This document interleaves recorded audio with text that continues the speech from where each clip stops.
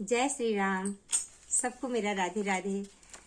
आज मैं अपने चैनल पे एक बहुत ही सुंदर सा सोहर गीत लाई हूँ और आशा करती हूँ आप सभी लोगों को बहुत ही अच्छा लगेगा। तो आप लोग सुनिए और अपना फुल सपोर्ट दीजिए। हमारे गीत को जितना हो सके उतना शेयर भी कीजिएगा और सुनिएगा भी आप लोग। हमारी तरफ से आप सभी लोगों को बहुत बहुत धन्यवाद। दिल से बहुत सारा थैंक यू और बहुत सारा प्यार, बहुत सारा आभार।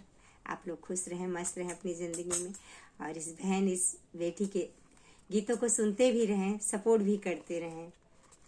Thank you.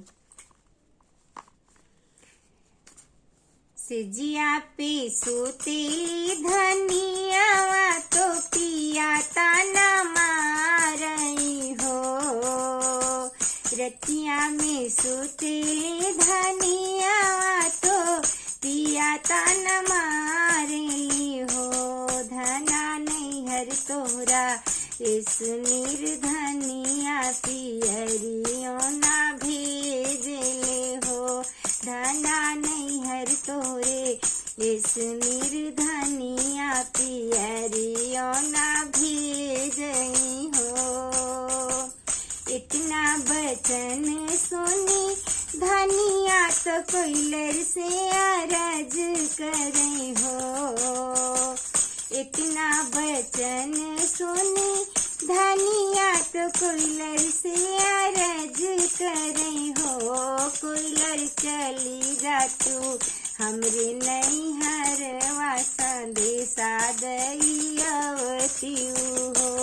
कोयलर जातू ना मोरे नैहरवा संदेशा दईअवती हो। हमरी जी भैले ललनावा तो अम्मा से निकहती हो। हमरी जी भैले ललनावा तो माई हमरे से कहती हो।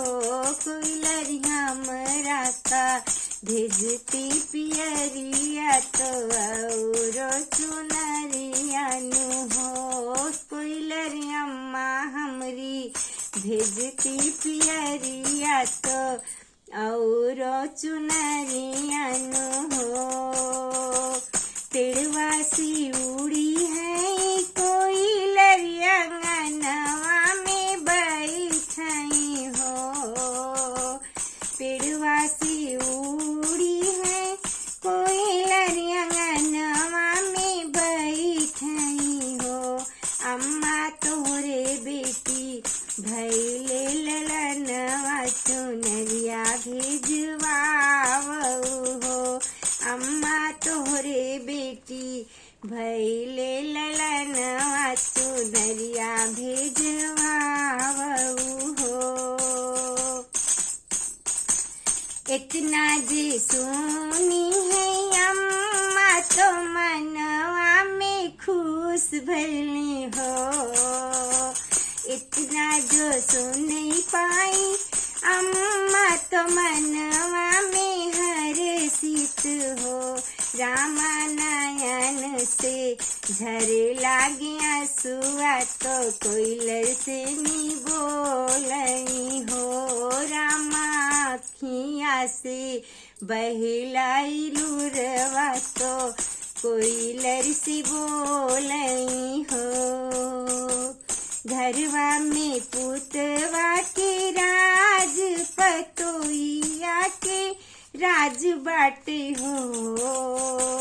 घरवा में पुतवा के राज तो पतोहिया जे मलकिन बाटी हो।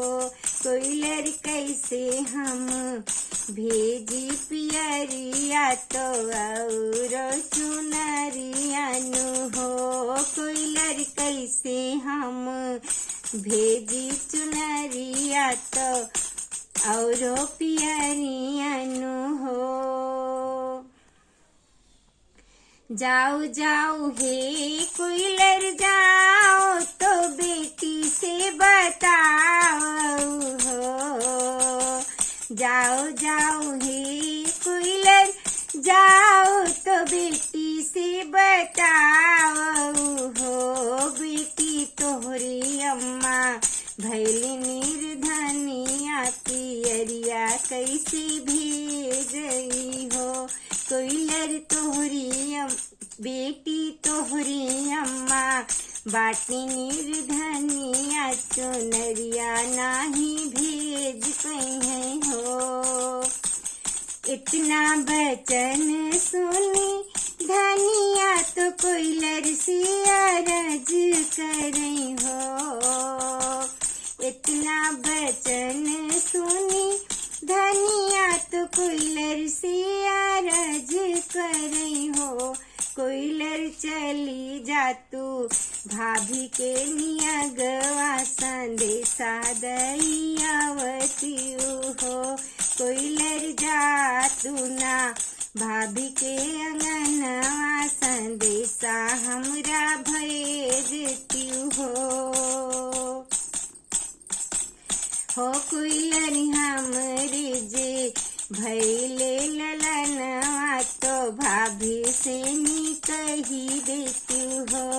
कोइलर हमरे जे भैले ललनवा तो भाभी आगे कही देती हो। भाभी हमरे भेजी है पियरिया तो और चुनरियन हो। भाभी हमरी भेजी है चुनरिया तो और पियरियन हो। कोइलर जाई हमरे भौजी से कह तू ललनवा हमरे होई गए हो। पेड़वा से उड़ी गई कोइलर तो भाभी के आंगनवा बैठी हो।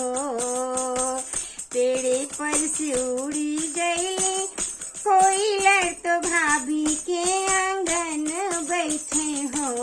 भाभी नंदी की तोरे भैले ललनवा चुनरिया भेजवावू हो।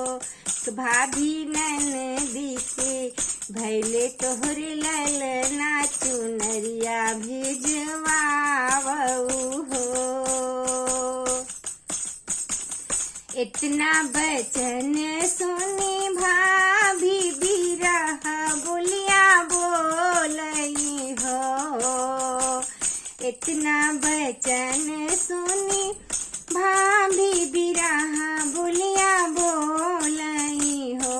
कोइलर नदी के रोज जन्म ललना चुनरिया नाही भेजब हो। कोइलर नदी के रोज होई है ललना चुनरिया नाही भेजब हो। अंगने से उड़ी गई कोइलर तो धनिया से बोलई हो। अंगने से उड़ी गई कोइलर तो धनिया से बोलई हो। धना भाभी तोहरी बोले बिरही बोलिया पियरिया ना भेजई हो। धनिया भाभी तोहरी बोले बिरही बोलिया तो चुनरी ना भेजई हो। रतिया में सूतली धनिया तो पियवा रज करई हो। सजिया पे सूतली धनिया तो सैया रज करई हो। धनिया तोहरा नैहर इस निर्धनिया चुनरिया नाही भेजली हो। धनिया तोहरा नैहर इस निर्धनिया पियरियो ना भेजली हो। Thank you.